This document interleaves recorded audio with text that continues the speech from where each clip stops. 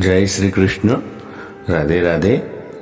राधे सत्संग में सत्संग का रसपान करते सभी आत्मीयजनों, श्री वल्लभ की प्रेरणा से प्रेरित होकर राधे सत्संग में आज हम देखें कैसे हम भगवान तक पहुंच सकते हैं। भगवान को कैसे हम याद करके उनके तक पहुंच सके, उनके करीब पहुंचे। लेकिन इससे पूर्व अगर आपने राधे सत्संग चैनल को सब्सक्राइब न किया हो तो सब्सक्राइब करना, जिससे आपको हर सत्संग की जानकारी मिल सके। तो प्रियजनों, आखिर कैसे हम भगवान तक पहुंच सकते हैं? हम सभी को भगवान की प्राप्ति करनी है, जरूर से करनी है। लेकिन भगवान को याद करके कैसे हम प्रभु की प्राप्ति करें? प्रभु की भक्ति करने के लिए ही तो मनुष्य का जीवन मिला है। तो प्रियजनों, आप जानते हैं कि लोग क्या कहते हैं? कह देते हैं कि अरे भाई, अभी तो बहुत काम है, बच्चों को पालना है, पोसना है, नौकरी करनी है, अभी तो हम इतने बिजी है, हम टाइम कहाँ है जो भक्ति करे। कुछ तो ये भी कह देते हैं कि भक्ति करना तो बेकार लोगों का काम है, हमारे पास तो बहुत काम है। कुछ लोग ऐसा कहते हैं कि जब फ्री हो जाएंगे तब भगवान के बारे में सोचेंगे, अभी तो हम बहुत व्यस्त है। तो भगवान जानते हैं कि इंसान उन तक न आने के लिए बहुत बहाने बना सकता है। कैसे आप भक्ति में रहे, कैसे आप भगवान का ध्यान धरे।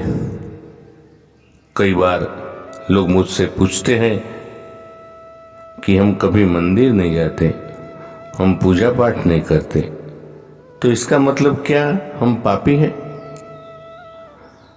तो भगवान ने देखिए यहां नहीं कहा है कि आप मेरे दरवाजे पर आइए। भगवान ने तो ये कहा है कि जहां भी आप है, जो कुछ कर रहे हैं, जो कुछ आप करते हैं, करते रहिए। किसी भी चीज को छोड़ने की जरूरत नहीं है, वो तो भगवान ने कहा भी नहीं है, कुछ मत छोड़िए। लेकिन भगवान कहते हैं कार्य करते करते मेरा चिंतन अवश्य कीजिए।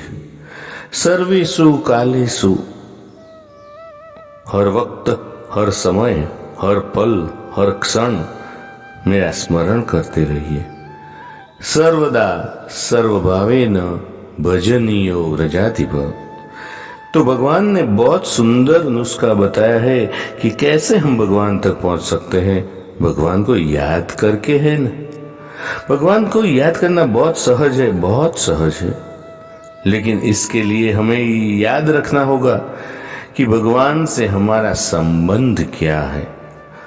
अगर आपको कोई संबंध नजर नहीं आता तो आप कोई संबंध बना लीजिए, कोई संबंध अवश्य जोड़ दीजिए। फिर उस संबंध को पोषित कीजिए। धीरे धीरे धीरे धीरे आप उस संबंध के आदी हो जाएंगे। और जब वो संबंध आप भगवान से अच्छी तरह से जोड़ लेंगे तब आपको आदत हो जाएगी। भगवान के बारे में सोचने की ये आदत हो जाएगी। तो यही तरीका है जिससे आप हर समय, हर क्षण भक्ति कर सकते हैं और आपका समय भी जाया नहीं होगा। भगवान कहते हैं कि मन से मेरे बारे में सोचो और तन से अपने कर्तव्य को पूर्ण करो। तो देखिए, याद करने का काम आंखों का नहीं, याद करने का काम नाक का नहीं है, याद करने का काम कोई कान का नहीं है। याद करने का काम सिर्फ और सिर्फ मन का ही है, शुद्ध मन का है। मन और बुद्धि भगवान के चरण कमल में स्थिर करना है। मन कहीं जाने न पाए। जिस काम को आप कर रहे हैं, मन उसमें इतना न रम जाए कि वो काम ही आपके लिए सर्वोपरि हो जाए। भगवान बिल्कुल हाशिए पर आकर खड़े हो जाए, ऐसा मत करना। या आप जिस काम को कर रहे हैं, ऐसे मत करना कि उस काम से इतना प्रेम हो जाए, इतना प्रेम हो जाए कि आपको इस जीवन की अशाश्वतता नजर न आए। तो आपको ये नजर ही न आए कि ये काम भी एक दिन समाप्त हो जाएगा। जो कुछ मैं जोड़ रहा हूं वो भी समाप्त हो जाएगा, ये शरीर भी समाप्त हो जाएगा। तब होगा क्या? तब 84 लाख योनियों में जाना पड़ेगा, धक्का मार दिया जाएगा हमें। और भगवान यहाँ चांस दे रहे। भगवान ने आपसे कुछ नहीं मांगा। भगवान ने नहीं कहा कि आप मुझे अपना धन दे दो।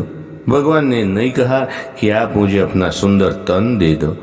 भगवान ने आपसे कुछ भी तो नहीं मांगा, मगर भगवान ने ये जरूर कहा कि जिस संदूक में आप बांध हो न, उस संदूक की चाबी भी आप ही के पास है। ये वही बात हो गई कि आदमी किसी बड़े से संदूक में झांक रहा हो और फिर उसमें गिर जाए और वो संदूक अपने आप बंद हो जाए, ताला लग जाए और चाबी उस आदमी के पास है।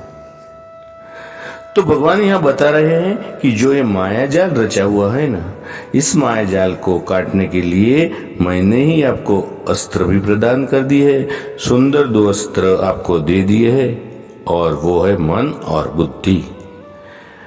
तो भगवान कहते हैं कि इन अस्त्रों को इस्तेमाल कीजिए और ये जो भवबंधन है उसे काट कर मेरे पास आ जाओ, मुझे प्राप्त कर लो। मैं बाहर ही खड़ा हूं, हाथ फैलाए और चाबी तुम्हारे पास है ना।